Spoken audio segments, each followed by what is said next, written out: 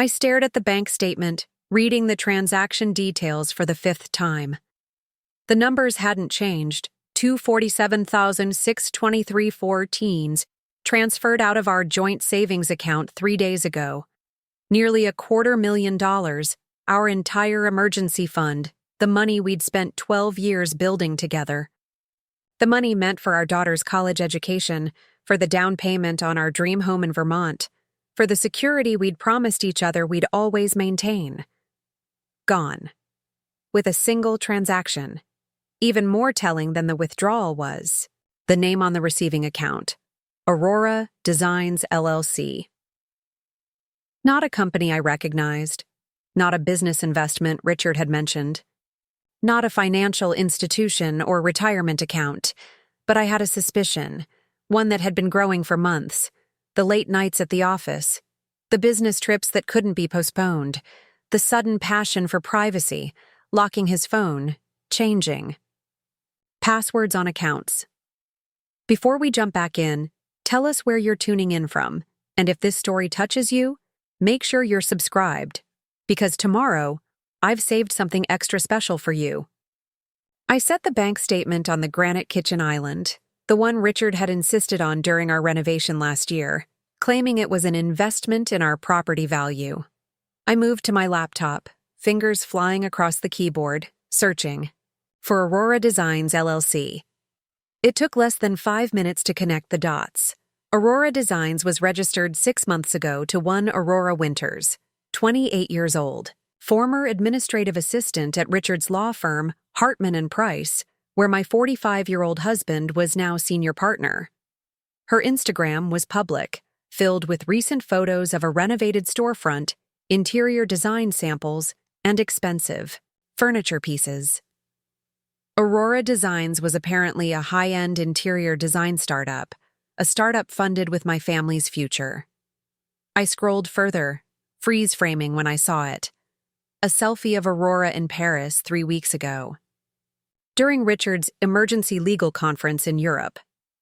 She was holding a champagne flute, the Eiffel Tower glittering behind her, wearing a diamond necklace I didn't recognize but could instantly appraise as well beyond a design assistant's. Budget. The caption read, "Dreams really do come true. So grateful for my amazing investor who believes in me. Blessed entrepreneur, sheer living my best life. Investor." That's what he was calling himself. I closed the laptop, mind shifting from shock to analytical precision. I'm Rachel Warner, former financial forensic investigator for one of Boston's top accounting firms. The career I'd paused 8 years ago, when our daughter Emma was born, when Richard's career was taking off, when we agreed one of us should be home more consistently. Preparing and narrating this story took us a lot of time, so if you are enjoying it, subscribe to our channel. It means a lot to us. Now back to the story. I still did occasional consulting work, still kept my licenses and certifications current, still maintained contacts throughout Boston's financial community. Richard had apparently forgotten that, or perhaps he'd simply underestimated me. Glanced at the clock. 3:15 p.m. Emma wouldn't be home from soccer practice until 5:30. Richard was in New York for a client meeting until tomorrow evening. Time enough to begin. I moved methodically, precisely, the same approach I'd used when investigating financial fraud in my former career. Gathered documents, logged into accounts, compiled records. The story they told was worse than I'd initially suspected. The $247,623.14 transfer was just the final, bold move. Before that had been smaller withdrawals, credit card charges for hotels and restaurants I'd never visited, a steady pattern of dissipation that had accelerated over the past 6 months. I estimated he'd diverted nearly $400,000 of our assets to Aurora Winters and her design business in total. But that was just the beginning. My discovery process revealed something far more damaging. As I dug deeper into our financial records, I uncovered a complex web of transactions that pointed to serious ethical breaches in Richard's professional life. Transfers from his personal account to a shell company that then paid consulting fees, to the spouse of a judge presiding over his biggest case. Deposits from clients that never made it to the firm's trust account. Suspicious timing between cash withdrawals and favorable rulings. Patterns that went beyond marital infidelity into potential legal and ethical violations that could end his career. I wasn't just a betrayed wife. I was a financial forensic specialist staring at evidence of possible financial crimes. My phone rang, startling me from my focus. "Richard." "Rachel," he greeted me, his voice carrying that confident, slightly distracted tone he used when calling, between meetings. "Just checking in, how's your day going?" "How's my day going?" The question was so mundane, so oblivious to the devastation he'd caused, that I almost laughed. Instead, I matched his casual tone. "Fine, busy, just reviewing some financial statements." A slight pause. "Financial statements?" "Yes, quarterly review. You know how I like to stay on top of things." I kept my voice light, revealing nothing. "How's New York?" "Productive. Listen, I might need to extend until Saturday. The Harrison negotiation is more complex than we anticipated." The Harrison negotiation. I'd already confirmed through his calendar, which still synced to our home computer, that there was no Harrison negotiation. There was, however, a reservation at the plaza under his name. For two. "Of course," I replied. "Emma will be disappointed, but she'll understand. Tell her I'll make it up to her. Maybe we'll do the Red Sox game next weekend." "I'll tell her." I paused. "Richard, I was thinking of revisiting our investment portfolio, particularly the savings we've set aside for Emma's education. I'm wondering if we should consider more aggressive growth options." Another pause, longer this time. "Let's discuss when I'm back. I don't think we need to make any changes right now." Of course he didn't. The money was already gone. "You're probably right. Safe to keep things as they are." I allowed a hint of irony to color my tone. "Have a good evening, Richard. Give New York my regards." After hanging up, I sat motionless for several minutes, weighing options, considering strategies. Richard expected to return to business as usual on Saturday. To a wife unaware of his betrayal, both marital and financial, he would find something very different waiting. By the time Emma returned from soccer practice, I had secured copies of all relevant financial records and begun documenting the timeline of suspicious transactions. I'd also contacted my former colleague Sarah Jenkins, now a senior investigator with the District Attorney's Economic Crimes Unit, requesting a confidential meeting tomorrow. "Mom, I'm starving," Emma announced, dropping her sports bag in the hallway. At 13, she was a whirlwind of energy and intelligence, with Richard's dark hair and my stubborn determination. "Pizza night?" I suggested, pushing aside the documents. "Family first, strategy second?" "Yes. Can we get the one with the garlic knots?" She was already heading upstairs to shower. "Is Dad calling tonight?" "He said he might be in meetings," I replied, hating the deception, but unwilling to burden her with the truth yet. "How was practice?" As we ate pizza and Emma chattered about school drama and soccer plays, I studied her face, seeing flashes of Richard in her expressions. How would this affect her? The scandal, the inevitable disruption, the financial implications. I had to protect her, not just from immediate fallout, but from future instability. That meant securing what remained of our assets before Richard could do further damage. After Emma went to bed, I returned to my investigation. By midnight, I had compiled enough evidence to support 3 conclusions. Richard had systematically diverted family funds to Aurora Winters over a 6-month period, culminating in the massive transfer 3 days ago. His professional activities showed patterns consistent with influence peddling and potential bribery of judicial officials. Hartman and Price's managing partners were likely unaware of these activities, given their strict ethics policies and the careful way Richard had structured the transactions. I slept for 4 hours, then rose before dawn to implement the next phase of my response. By 8 a.m., after Emma had left for school, I had transferred our remaining joint funds to a new account in my name only, documented and backed up all evidence in multiple secure locations, prepared a detailed timeline for my meeting with Sarah drafted. Emails to Hartman and Price's ethics committee and managing partners, the last step gave me pause. Once sent, these communications would irrevocably alter our lives. Richard wouldn't just lose his mistress and his stolen funds. He would likely lose his partnership, his law license, and possibly his freedom. Was I prepared for those consequences? I thought about the $247,623.14 transfer. About the years I'd put my career second to support his. About Emma's college fund, now funding Aurora's design boutique. Yes, I was prepared. I didn't send the emails yet. Timing would be critical, and I needed one more piece confirmed. My meeting with Sarah Jenkins was set for 11 a.m. at a coffee shop across town, far from Richard's professional circles. She arrived precisely on time, her tailored suit and alert, eyes reflecting the sharp investigator I remembered working alongside a decade ago. "Rachel," she greeted me, her expression serious.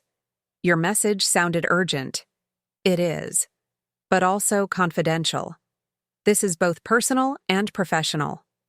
"Understood." She ordered a black coffee, then turned her full attention to me. "What am I looking at?" I slid a thumb drive across the table. Financial records suggesting judicial bribery, client fund misappropriation, and ethics violations. The primary subject is Richard Warner. Her eyebrows rose slightly, the only indication of surprise. "Your husband." "Yes. This is personal for you." "It is," I acknowledged, "but the evidence stands on its own. I've organized it chronologically, with annotations explaining the significance of each transaction." Sarah took the drive, her expression thoughtful. "You know I have to ask. Why come to me instead of handling this privately? These allegations will destroy his career if substantiated." I met her gaze evenly. 3 days ago, he transferred our entire savings, nearly $250,000, to his 28-year-old mistress. Money meant for our daughter's education, our retirement, our future. When I began investigating, I discovered the rest. She nodded slowly. "So this is about more than revenge." "It's about justice," I corrected. "Financial justice for my family, and legal justice for the system he's apparently corrupting. The fact that they intersect is circumstantial." Sarah almost smiled. "You always were precise with your terminology." She pocketed the drive. "I'll review this immediately. If it's as compelling as you suggest, we'll need a formal statement." "I'm prepared for that, but I have a timing request." "Go on. I need 24 hours before you take any official action. There are family matters to address first." Sarah considered this. "No flight risk?" "Richard returns from New York tomorrow evening. He believes everything is normal at home." "All right, 24 hours, starting now. But, Rachel," her expression softened marginally. "Prepare yourself. Cases like this get messy, personally and publicly." "I'm already living the mess," I replied. "Now I'm just bringing it into the light." After leaving Sarah, I drove to Riverside Private Academy, Emma's school. I had an appointment with her guidance counselor, ostensibly to discuss summer programs, but actually to establish a record of my concerns about potential family disruption, and to ensure the school would be supportive during what was coming. By 3 p.m., I was home again, reviewing the final elements of my strategy. Richard would return tomorrow at approximately 7 p.m., expecting to find his life unchanged. Instead, he would find it dismantled, precisely, methodically, irrevocably. My phone buzzed with a text from him. "Closed the Harrison deal. We'll be home. Tomorrow as planned. Thinking of bringing Emma to NYC next time. She'd love the museums." The casual deception, the invocation of our daughter while he spent our money on his mistress, it crystallized my resolve. This wasn't just about the money. It was about the violation of everything we'd built together, the betrayal of the family we'd created. I didn't respond to his text. Let him interpret my silence however he wished. That evening, I sat Emma down for a carefully calibrated conversation. Not full disclosure, she didn't need all the sordid details, but enough truth to prepare her. "Emma, I need to talk to you about something difficult," I began as we sat at the kitchen table with hot chocolate. "Dad and I are having some serious problems in our marriage, and things are going to change in our family." Her face fell, though I caught a flicker of recognition. Children often sense trouble before it's acknowledged. "Are you getting divorced?" Direct, like always. "I believe we will be, yes. But I want you to know this isn't about you, and both of us will always love you and be your parents." She stared into her mug. "Is it because of his girlfriend?" The question stunned me. "You know about that?" Emma shrugged, trying to appear nonchalant, though her eyes had welled up. "I saw texts on his phone when he asked me to check a message. For him. From someone named Aurora, with a lot of heart emojis. I didn't say anything because I didn't want it to be real." My heart broke for her, even as anger toward Richard intensified. "I'm so sorry you've been carrying that alone." "Yes, that's part of it. There are also some financial issues. Dad has made some choices that have affected our family's security." "Are we going to be poor?" The blunt question of a teenager. "No," I assured her. "I'm taking steps to protect us financially. We may need to make some adjustments, but we'll be okay." We talked for another hour, about her feelings, fears, and questions. I answered as honestly as age-appropriate boundaries would allow, promising transparency moving forward. When she finally went upstairs, emotionally exhausted, I felt both drained and resolute. Tomorrow couldn't come soon enough. Morning brought a text from Sarah. "Evidence compelling. Moving forward at your signal. Call when ready. One piece confirmed." I spent the day finalizing preparations, legal documents, financial records, email drafts edited and ready to send. I had taken the day off from my consulting work, citing a family emergency, technically accurate. At 5 p.m., I received Richard's text, "Boarding flight now, home by 7. Should I pick up dinner?" I responded for the first time in 2 days. "No need, see you at home." At 6:30, Emma left for her friend Zoe's house for a pre-arranged sleepover. The timing wasn't coincidental. I'd ensured she would be safely away from the imminent confrontation.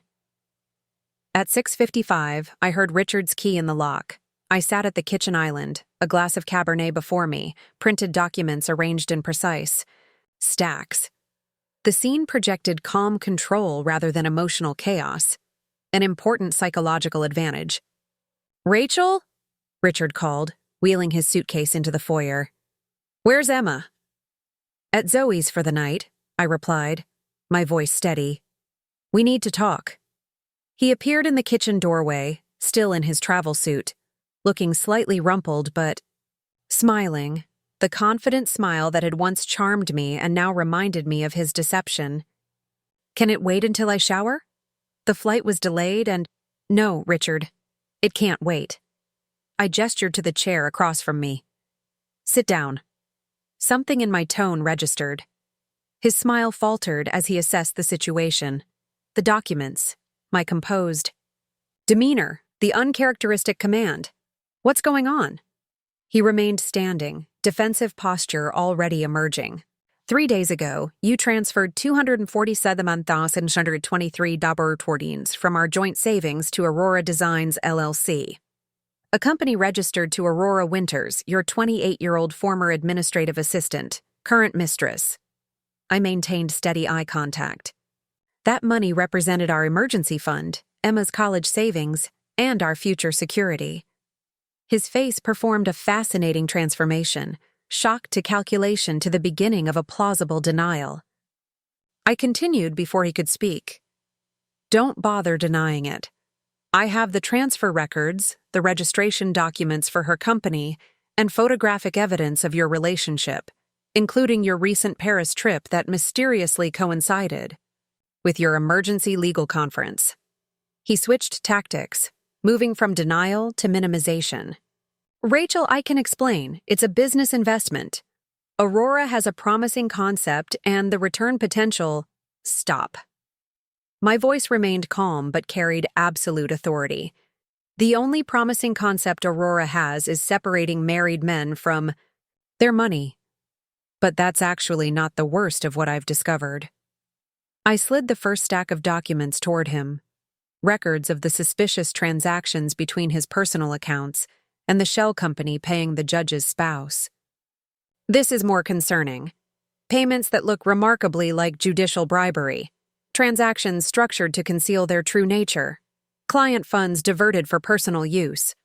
His face drained of color. You've been investigating me? I've been protecting my family, I corrected.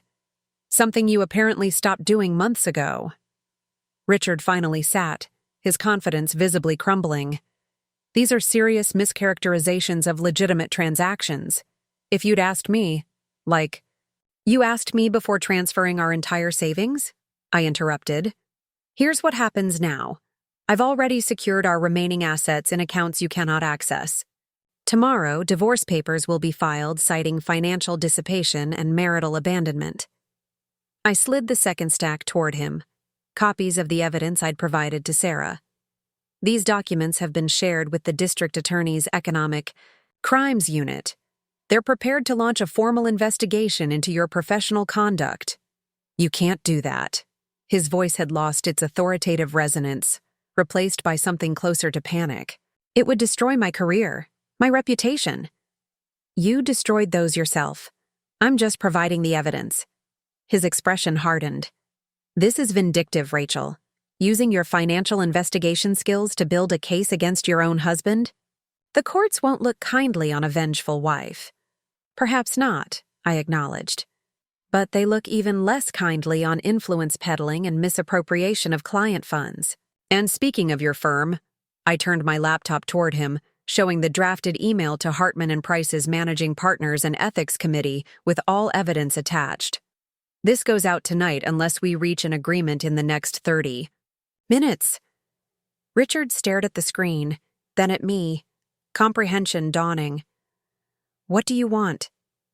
First, you will transfer all funds sent to Aurora Winters back to accounts in my name for Emma's future. Every penny. She's already spent some of it on the business setup. Then you'll replace it from your personal funds. Second, you will agree to my divorce terms, full financial transparency, division of assets that recognizes your dissipation, and a custody arrangement that prioritizes Emma's stability. And if I agree? His legal mind was already calculating odds, seeking leverage. Then the email to your firm remains unsent. The DA will still investigate. That's beyond my control now. But they'll know you're cooperating fully from the beginning. And Aurora, his question revealed where his priorities truly lay, is your problem, not mine. Though I imagine the DA will be interested in her role in receiving potentially ill-gotten funds. Richard stared at the documents before him, the magnitude of his predicament becoming clear. I had systematically dismantled the protective barriers between his various deceptions, creating a comprehensive picture of his betrayal, personal, financial, and professional. You've been planning this. Not a question. Since the moment I saw the transfer, I confirmed. You forgot who I was before I became just your wife. You forgot my expertise, my connections, my attention to detail. I never thought of you as just my wife, he protested weakly, clearly, because just a wife wouldn't have deserved baseline, respect, or financial partnership. I glanced at my watch. 25 minutes remaining for your decision. He ran his hands through his hair, a gesture of frustration I recognized from our years together. I need to call my attorney. By all means, but the clock continues ticking. As Richard stepped into the next room to make his call, I remained at the island, sipping my wine, reviewing the evidence one final time. Not out of doubt, but out of professional thoroughness. The case was solid, the leverage secure. When he returned 15 minutes later, his demeanor had changed. The confident, controlling partner of Hartman and Price was gone, replaced by a man facing the consequences of his actions for perhaps the first time. "I'll transfer everything I can recover immediately," he said. "And agree to your divorce terms, pending review by my counsel." "But Rachel," his voice took on a pleading quality I'd never heard before, "the email to the firm. If that goes out, I'm finished professionally, regardless of the DA's investigation. You should have considered that before using client funds to finance your affair," I replied evenly. "But I'm not interested in your professional destruction, beyond what's necessary to protect my family." I adjusted the draft email, removing the most damaging attachments, but maintaining enough evidence to ensure the firm would monitor Richard closely moving forward.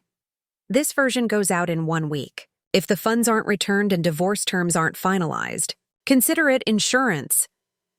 Relief flickered across his face, quickly replaced by wariness. "Why are you showing any restraint, after what I've done?" "Not for you," I clarified. "For Emma, for myself. Total destruction isn't my goal. Justice is." The following week unfolded with methodical precision. Richard transferred $218,000 back from Aurora Designs, all he could immediately recover. He supplemented the remaining shortfall from his personal investment account. The divorce proceedings began without contested terms, his leverage having evaporated with my evidence. Sarah Jenkins called to confirm the DA's investigation was proceeding, focused primarily on the judicial payments rather than the marital issues. Richard had already contacted them through his attorney to cooperate. Aurora Winters closed her nascent design business and left Boston abruptly, her Instagram suddenly private, her business website disabled.